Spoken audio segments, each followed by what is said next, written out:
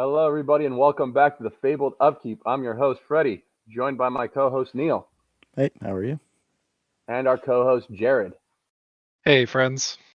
And tonight, we're bringing y'all something a little bit different than what we normally do. We're actually going to be doing a little bit of a podcast for y'all. Um, this one has to do with the PlayEDH Discord channel. Um, Jared, why don't you tell us a little bit about the PlayEDH Discord channel? Keep it in theme.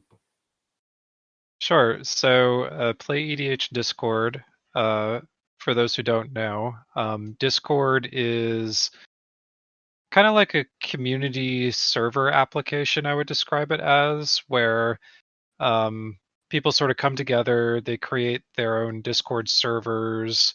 It's mostly used for gaming and things related to that, but it could be used for any purpose.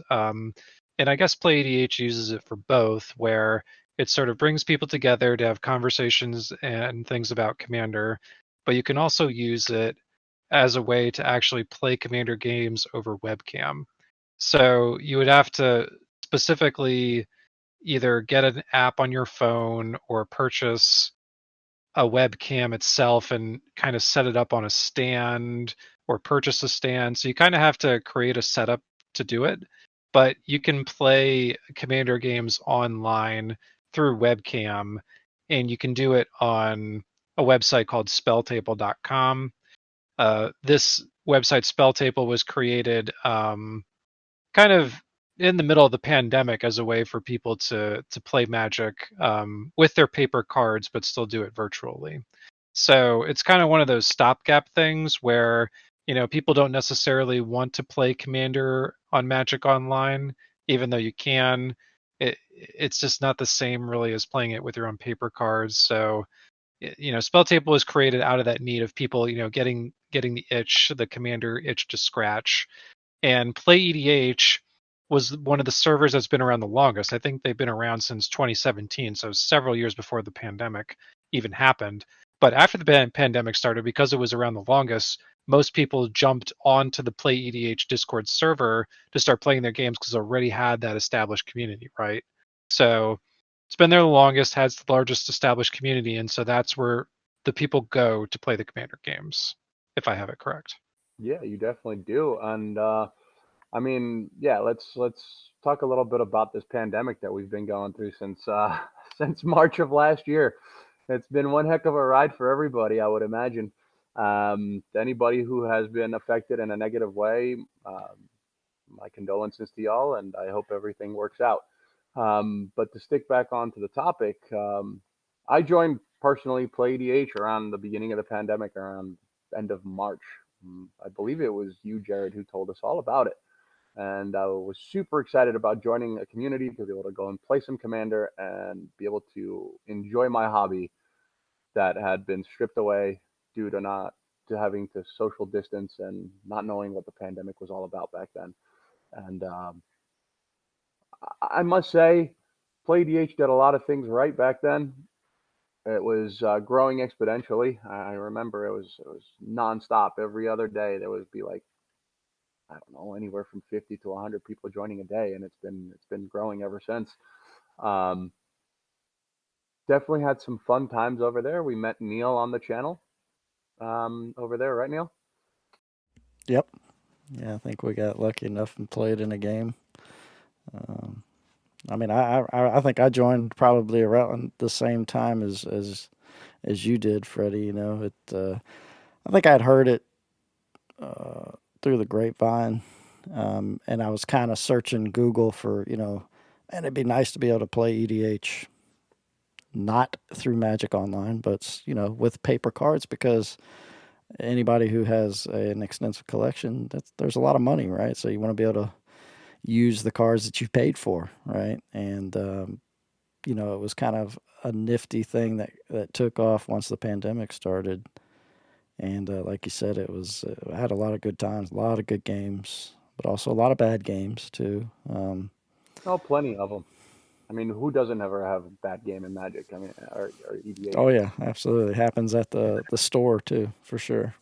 Yeah, just the nature of variance, right? You're always going to have those games that are just whiffs. The big oof. Hmm. like collector oof, no pun intended. So, anyways, going back to what PlayEDH has done right, they have an established community, got all these people together. People are able to play. Back when Rule Zero applied, it was amazing. Being able to sit down at a table and be able to play the games with a little bit of a guidelines from them, with a really well thought out Google document and or Word document. I don't remember if it's one or the other, with all the stipulations for each power level, which was amazing because being either adults and or mature human beings that are playing a game, we were able to have these discussions previous to shuffling up and playing. Fast forward a few months, and they started implementing deck checks. Let's talk a little bit about these deck checks because they have been a thorn in my side ever since they came out. Um, what are y'all thoughts on the deck checks? I mean, I think that the idea and the concept of the deck check was genuine, and I think it was put forth with a positive outlook for the community, but I think the implementation of them have just been a snowball effect of negativity, um, and almost.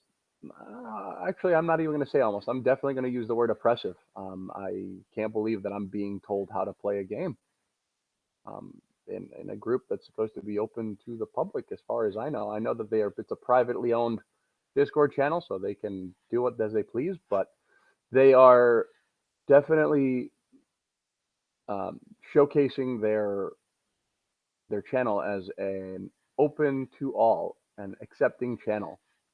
And yet they have been implementing rule after rule after rule to try to streamline or the way the games are played in their curated power levels. But I think they're getting a little overboard. What do y'all think? So I'll tell you, I was never a fan of deck check. And I can tell you, me personally, I never and to this day have never had a deck check. Didn't believe in it, will never do it. I don't think somebody has any idea, A, what I'm technically trying to build. They have no idea how I'm going to play the deck. It's completely random because it's a singleton format, right? So anybody looking at anybody's deck, A, it's going to be subjective. They may think one thing and it could be completely the opposite because they were not there with the person who was building the deck. So why do you need to check my deck in order for me to play? Now, their intentions, like you said, were genuine. When they came out, they were trying to prevent overpowered pump stopping, people coming in and just overtaking the table, right? Hey, look, I get that. It's happened whenever I was personally playing in my area, which was Houston at the time. You'd always have those few people come in and they try to think they were all cool. Oh, let me show you my, you know, super awesome combo centric deck. You know what? Hey, they play it one time. We see what they're about. Look, hey, if you're going to keep playing that, go somewhere else. That's not how I play, right? People who know me personally know the type of game that I like to play, and it's not that. So I get what they were So trying to do. you mean that when you saw their deck do their thing, you as a mature individual and a what's the word I'm looking for? Um, Just an adult. an intelligent human life form, right? Were able to decipher that this deck was too powerful for what you were doing, and you had a conversation about it at the table, correct? Yeah. So, okay. So, you So the know, social, no, but my point is, I'm getting to the point of no, the no, social no. I, action that magic brings. I, I get that point, but so that part of it, right? That social, having those conversations, that's always tough, right? I'm just going to take my real life job, for example. Sometimes as a manager, it's tough to have certain conversations with people because if you're trying to tell somebody that their deck is either too strong or it's not that type. Like they can kind of come defensive. Like, well, hey, shoot, I put a lot of time into this. Why are you hating on me? It's the same problem that I see with when people target certain people, right? And I have to watch myself too because I can kind of get trapped into that thing. But like, you have to be careful, you know. And again, like I'm under the philosophy, and people are definitely going to hate when I say this, but any deck you play can either be really low or super high. It comes down to the player. If you decide that you're going to play all these super powerful cards that are in your hand, yeah, go ahead. You're gonna be super powerful. It's gonna be awesome. Do all that. But sometimes, if I'm paying attention to what's going on and I see that maybe I'm really ahead of what everybody else, I'll kind of tone it back down. Okay. But that's how I do it. I'm cognizant of what's going on around the table. And I don't ever want to be that douchebag or that person that's just like, oh man, nobody wants to play with him because he always comes and he's playing all these powerful cards and he just doesn't care. So I mean, it's tough, right? Sometimes people really get on the defensive and they don't want to talk about it. So I mean, I could see where a deck check was a way for them to kind of do it where people maybe weren't so in that defensive state. But that was my take. Yeah.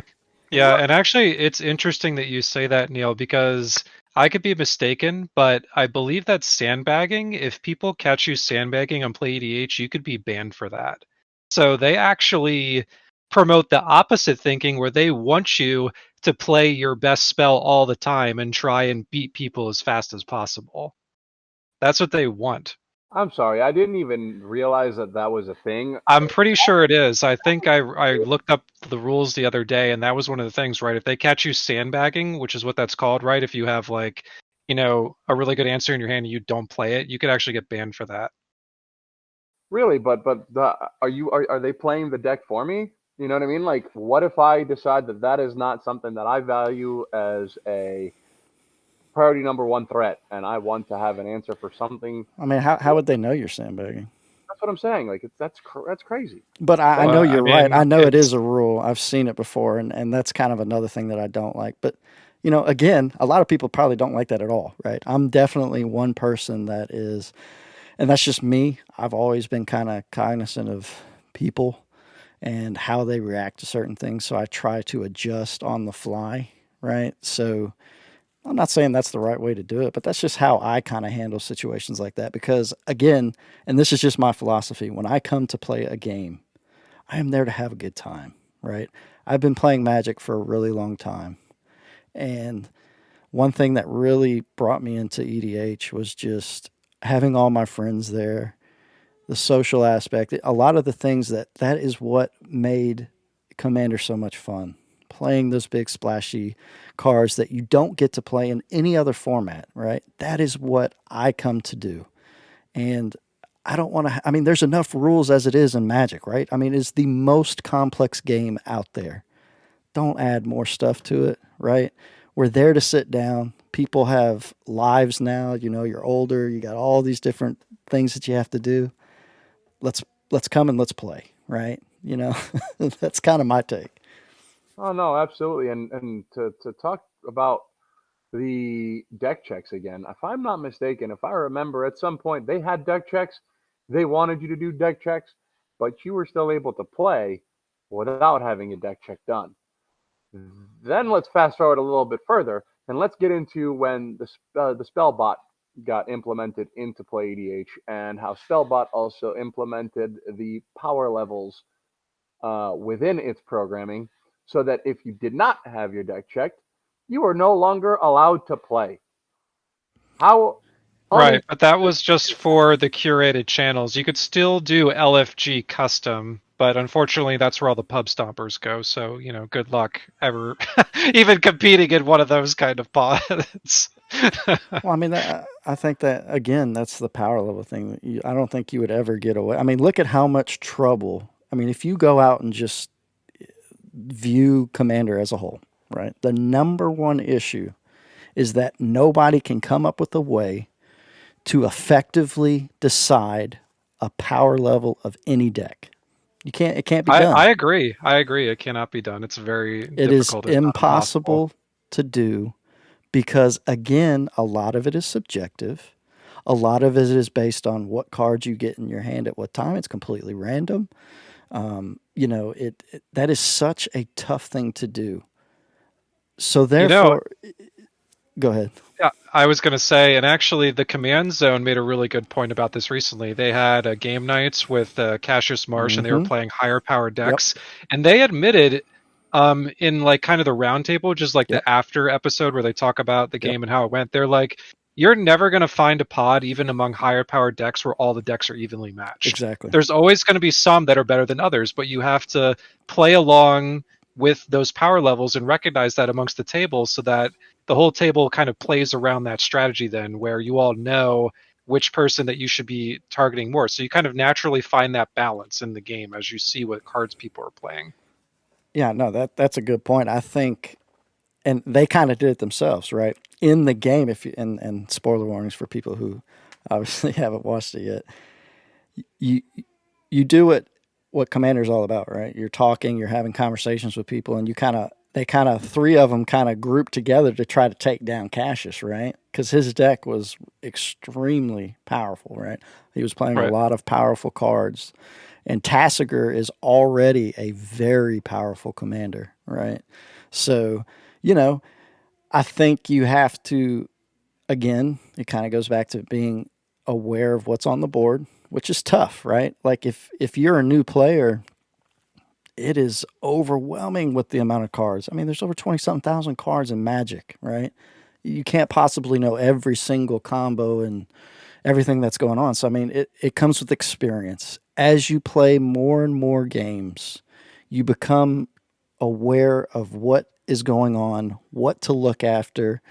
And again, because this kind of goes into some of our own games, and Freddie will, there's certain people that, you may target something that somebody doesn't agree with and they freak out and oh, why did you do that, I mean you see a lot of that going on as well, right? I mean it's just there's so many things, there's so many different aspects to the game that in the end I think people have lost sight of what it was actually meant to be, a game. That's what this is about, right? We're here to just play a game.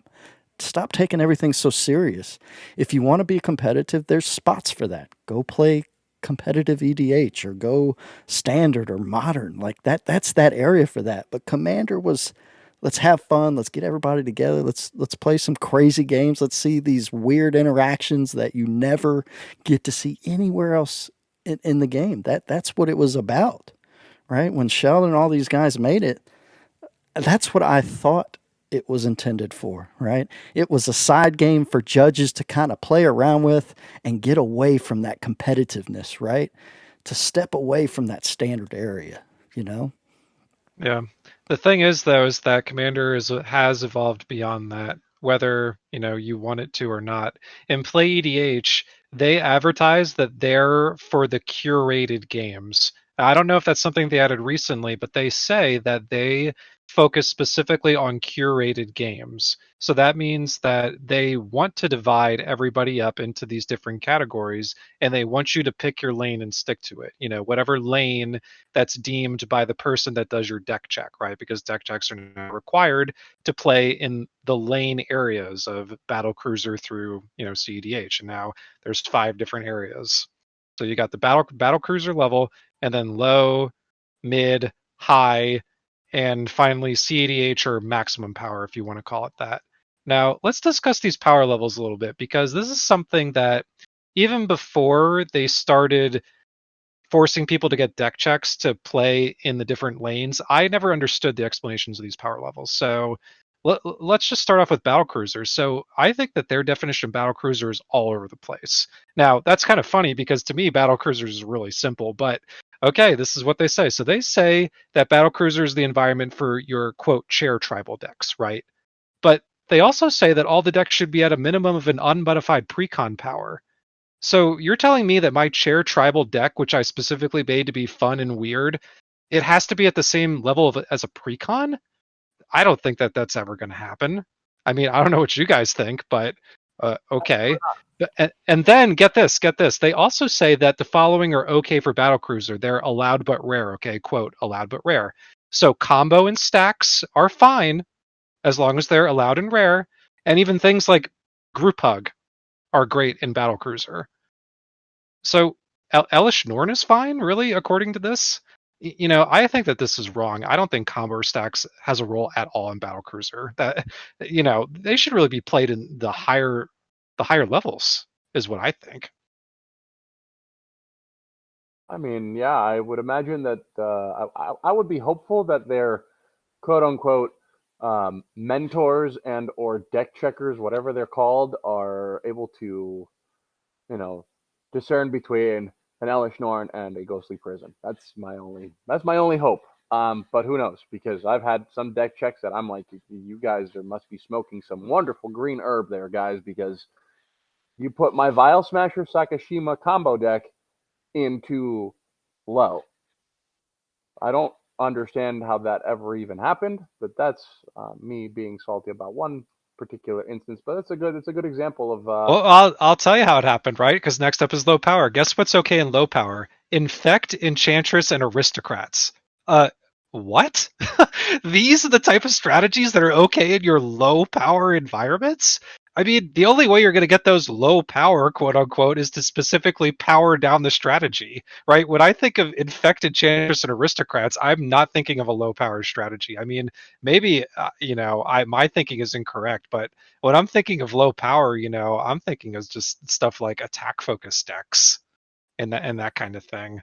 Um, and then, of course, if combo and stacks are fine in PlayEDH's definition of battlecruiser, oh, you're definitely going to find them in low power, right?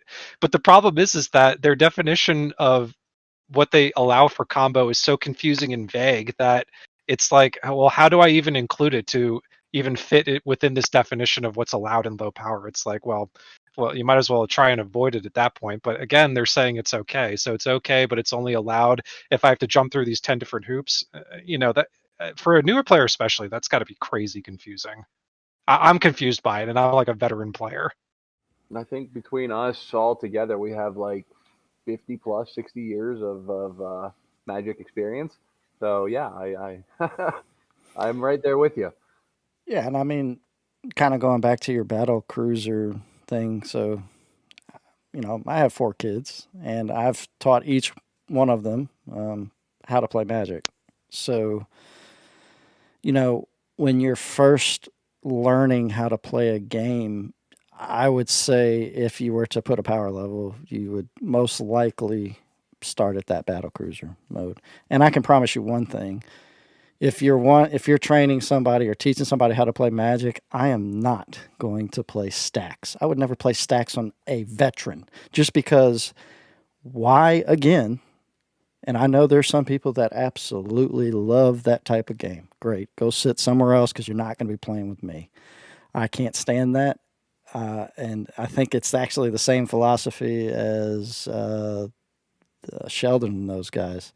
If it takes away the fundamental aspect of you playing the actual game for the rest of the people at the table, that's not something that you would play in Battle Cruiser, right? That's going to turn off every single new player that comes into the game. Oh, I can't do anything. Wow. I mean, like, what's the point? Like, I don't want to watch you play that, right? I mean, that doesn't seem like any fun whatsoever. So, even that they have that in there, I'm sorry that whoever wrote that is an idiot, and I'd call him out and tell him to his face because this guy has no idea what he's talking about. He's obviously never sat down as a new player or remembered, right? One thing that you can, if you've been playing for a long time, you have to go back and remember what was it like when you first started playing, right? It was daunting. I remember just trying to learn the rules. Oh my God. You know, that Magic has definitely done a great job at trying to improve the consistency and the easiness of learning the different rules. And I mean, I'm still learning stuff today. I mean, they're so complex, right? But like, I mean, if you start off the back and you're throwing stuff like stacks and stasises and what that's awful. I'm sorry, that doesn't belong anywhere in Battle Cruiser. It doesn't belong in low, and it probably should go into anything above that, right? I mean that's where it belongs. In those higher, that's fine. Go play that, but definitely not in the new era for Yeah, sure. and the key being allowed but rare, so that's very vague and open to interpretation. So, you know, Yep. Let me sounds, piggyback off of that real I don't, I couldn't tell you what exactly that means. Right. Yeah. Right. And let me piggyback off of that real quick as well. Now that you pointed out what doesn't belong in low and whatnot and battle cruiser, but here's two cards that for the life of me I still don't understand why they have been banned, and they have been banned from anything below high since I can remember, and that is Mana Crypt and Gaia's Cradle. I don't know why Mana Crypt is considered like such an OP card. I understand in the right deck, it can do a lot of work. It does a lot of work. I get it. It's fast mana, but let's be honest. If I have a 7 CMC commander, I need all the ramp I can get to actually even be able to be viable at the table. And it was amazing when I'm one of the few that has gotten a few of my decks checked, and one of my favorite pet decks is Unesh. Unesh is a 6 CMC Sphinx. That deck needs a Mana Crypt to and cards like Mana Crypt to be able to get them out early enough to be viable at the table. If not, you're just going to fall back and be worthless. Now, that deck was approved with a Mana Crypt back when Mana Crypt was allowed with approval. And then all of a sudden they decided, you know what, we're just going to blanket ban it because, I don't know, somebody's best friend decided to go and cry that, oh, I had to play against Mana Crypt, wah, wah, wah. Like, grow up, play the game, and have fun. And don't allow stasis in Battle Cruiser, but then not allow a Mana Crypt. It doesn't make any sense. Or stasis. Yeah, so I agree. That's, to me, that's very controversial. You're just straight up banning cards. You're saying that you're more powerful than the rules committee who hasn't banned these cards. So Oh, you didn't what? know? What? They want to clone themselves as the rules committee. They're trying to like take over. They're all buddy now with WotC as well somehow. I don't know how, but they've gotten a lot of exposure, I guess, over the pandemic, and I mean, good on them. Hey, but don't come messing with my game. Don't come messing with the way people play. That's bottom line, really, where I'm coming from. It's quite amazing. Yeah, I mean they're trying to do their own thing outside of the rules committee. So, are they trying to take over for the rules committee eventually? I don't know. But another thing is that they're saying, for the higher powered games, they're actually banning the interaction. Okay, so they're banning a strategy, right? You can play Thassa's Oracle, you can play Demonic Consultation, you can play Tainted Pack, but you can't play them in this specific combination that you use to win. So I can play all the cards, but if I play, but depends on the wait, what? What? that it's so confusing. It is so confusing. I just don't understand what they're trying to do with that one. I mean, I to mean, me, when you go up to that high CEDH level, that's the only difference between high and CEDH is that in high you can't win with a specific Thassa's Oracle, Demonic Consultation, Tainted Pack line, but in CEDH you can. You know. oh, and heaven forbid you're playing a deck that's on the fringe between CEDH and high, and you want to play at the CEDH table, but they deem it that it's high, so you want to keep the combos that you like running because that's the kind of deck that you like to play. And these guys come and tell you, well, you can't play it in that order. Why? Because we said so. I mean, I don't know. It's mind blowing, and I'm going to throw up the North Korean flag on the screen right now. That's for you, PlayEDH. Well done. Yeah, I find it. Well, you don't have one that if you don't have a deck that isn't the deck list or the deck list database and isn't listed as tier one, well, too bad you can't play it there. It's I true. mean, they do allow proxies, so you could proxy anything you want from the deck database, but it is kind of disheartening for anyone that's coming in. They have a deck that they thought was CEDH, and then they're saying no, don't even bother playing it, just go away. Yeah, it feels pretty Yeah, bad. and to kind of go off of some, I think it was Jared and Freddie who were talking about it, is the WotC recently has been really trying to make Magic less confusing, right? They kind of cleaned up some of the bannings and you know and take a look at like Magic Online. They had like separate ban lists. They kind of changed all that kind of stuff, right? So you have PlayEDH who has absolute zero affiliate. Like, I mean, yeah, they may be friends with WotC. You're not Wizards of the Coast, guys. Sorry, you're not a company. So again, why do you have any say so into bannings? Obviously, like you said, Freddie, they're not the rules committee, but you're only introducing more confusion into the game. Magic and Wizards has been trying to reduce that. Now, and everybody knows it, Commander is the biggest format right now. It is the most popular thing that everybody plays. If somebody new comes in and they have all these rules and all this stuff that PlayDH thinks is the right thing to do, which is, you know, that's one thing, but it's just adding to that confusion. Now I have to wait. I can't play this card, but wait, it's okay on this ban list, but not on here. How is that good for the format at all? Right? I don't get that. Where did this authority come from? And why do people? I think the only reason people are actually okay with it right now is because there is no alternative. Well, I'll tell you right now, guys, you can come to our Discord server and there is an alternative. We don't believe in any of that junk. And it's up to everybody to kind of put a stop to this because I can only see it getting worse. And they are going to ruin the game of EDH with all of this crap.